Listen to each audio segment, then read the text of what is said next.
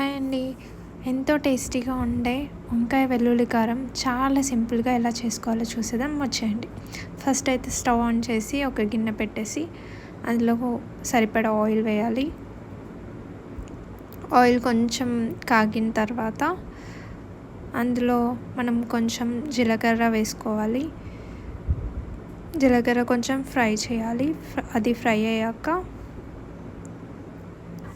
జీలకర్ర వేగాక ఇందులో మనం ముందుగానే తరిగి పెట్టుకున్న ఆనియన్ ముక్కలు వేయాలి. ఆనియన్ మరీ చిన్నగా కోయొద్దు, కొంచెం ఒక చిన్న ఆనియన్ని ఒక 2 పీసెస్ చేసేసి వాటిని అలా పెద్ద పెద్ద ముక్కలుగానే ఫ్రై చేసేసుకుంటే బెటర్.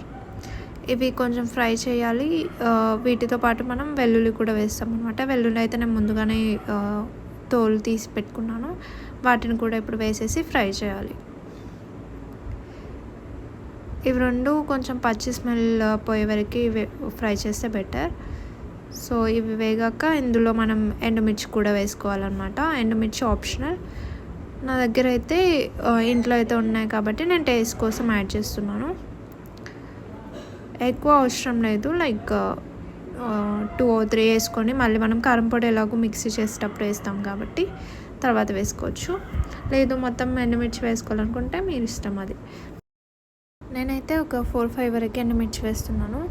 ఈ ఎండుమిర్చి కూడా వేగే వరకు మనం ఫ్రై చేసేసుకోవాలన్నమాట. అంతే. ఇది మనం మసాలా కోసం ప్రిపేర్ చేసేసుకున్నాం.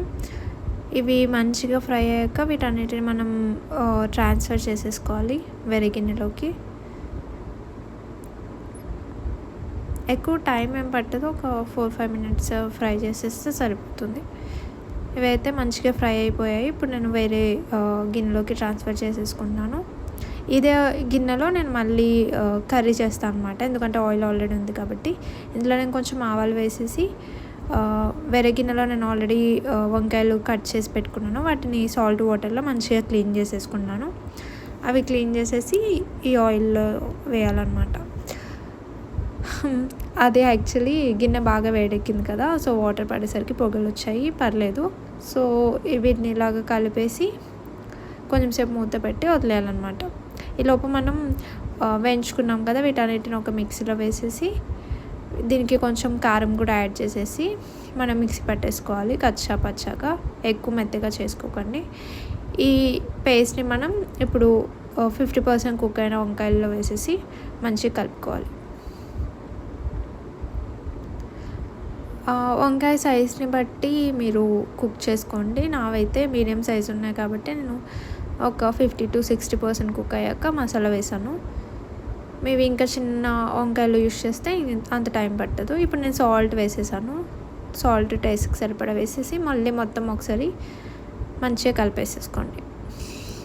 కొంచెం సేపు మూత పెట్టి వదిలేస్తే మంచిగా దగ్గరికి ఉడికిపోతాయి వంకాయ. మంచిగా ఫ్రై అయిపోయాక ఇందులో మనం కొంచెం కొత్తిమీర వేసుకోవాలి లాస్ట్లో. దించే ముందు వేయండి. అంతే, సింపుల్. దీన్ని మనం వేరే గిన్నెలోకి తీసేసుకుంటే సరిపోతుంది. ఎంతో టేస్టీగా ఉండే వంకాయ మసాలా కారం రెడీ అయిపోయింది. దీన్ని వేడివేడి అన్నంలో తింటే చాలా బాగుంటుంది. అంతేకాదు చపాతీకి కానీ రోటీకి కానీ చాలా బాగుంటుంది. ట్రై చేసి ఎలా వచ్చిందో నాకు కామెంట్స్లో చెప్పండి. ఉంటా మరి, బాయ్ బాయ్. చెప్పడం మర్చిపోయా, ఛానల్ని సబ్స్క్రైబ్ చేసుకోండి అండ్ వీడియోకి లైక్ చేయండి. ఓకే మరి, బాయ్ బాయ్.